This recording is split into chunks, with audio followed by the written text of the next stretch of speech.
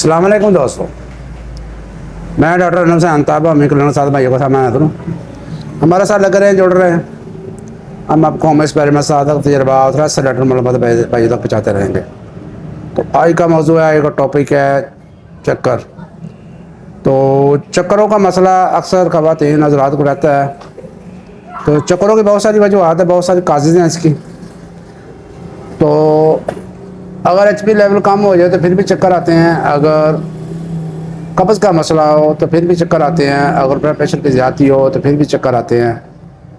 तो बहुत सारी, इसके अलावा और भी बहुत सारे फैक्टर होते हैं चक्करों के। तो चक्करों की मेडिसिन भी बहुत सारी हैं। तो 3-4 मेडिसिन का इंशाल्लाह जिक्र करेंगे।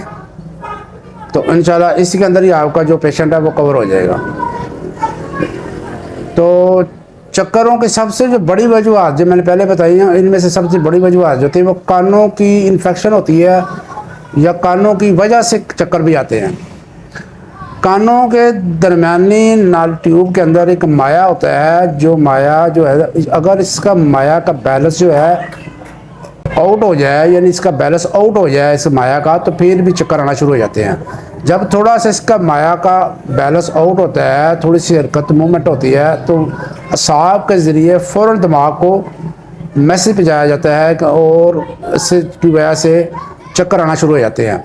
और अगर साथ झिल्लियाँ भी जो है उसमें इन्फेक्शन हो जाए, तो ट्यूब के साथ जो झिल्लियाँ होती है उसमें इन्फेक्शन हो जाए तो फिर भी चक्कर आते हैं।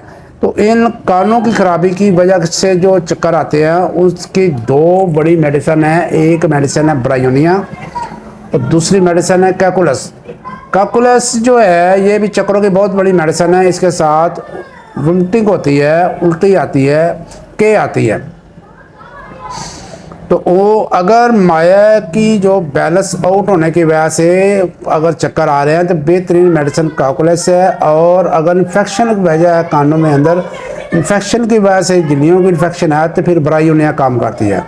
आप इनको अल्टरनेट करके भी दोनों को दे सकते हैं। तो इंशाल्लाह आपके जो कानों की वजह से चक्कर आ रहे हैं, आपका मसला हल हो जाएगा। तो अगर आपका बीपी ज़्यादा है तो फिर बीपी की जो मेडिसिन है, मेरी ऑलरेडी वीडियो बनी है बीपी वाली मेडिसिन, वो इस्तेमाल करें तो फिर बीपी को कंट्रोल में करें, तो इंशाल्लाह वो भी चक्कर ठीक हो जाएंगे।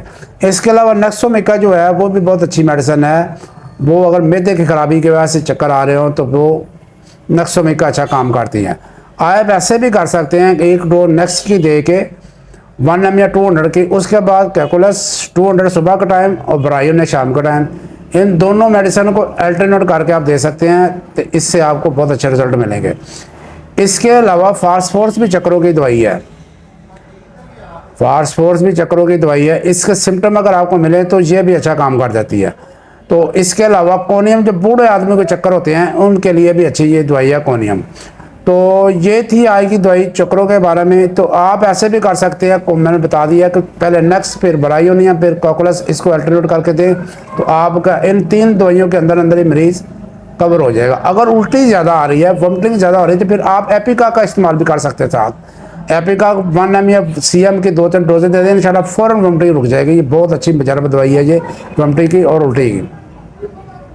तो अगर आप शादरा के करीब या लाहौर के करीब इर्द गिर्द हैं तो हमारा से रब्ता कर सकते हैं। हम लकोरिया, बवासीर और मिर्गी की दवाई, एपिलेप्सी की दवाई फ्री देते हैं। तो ये अगर आप करीब तरीन है तो आप फ्री दवाई हासिल कर सकते हैं। अगर आप ऑनलाइन कोई मशवरा करना चाहते हैं तो हमारा डिस्क्रिप्शन के अंदर हमारा व्हाट्सएप नंबर दिया हुआ है, वहाँ पर रब्ता करके आप ऑनलाइन मेडिसिन भी मंगवा सकते हैं।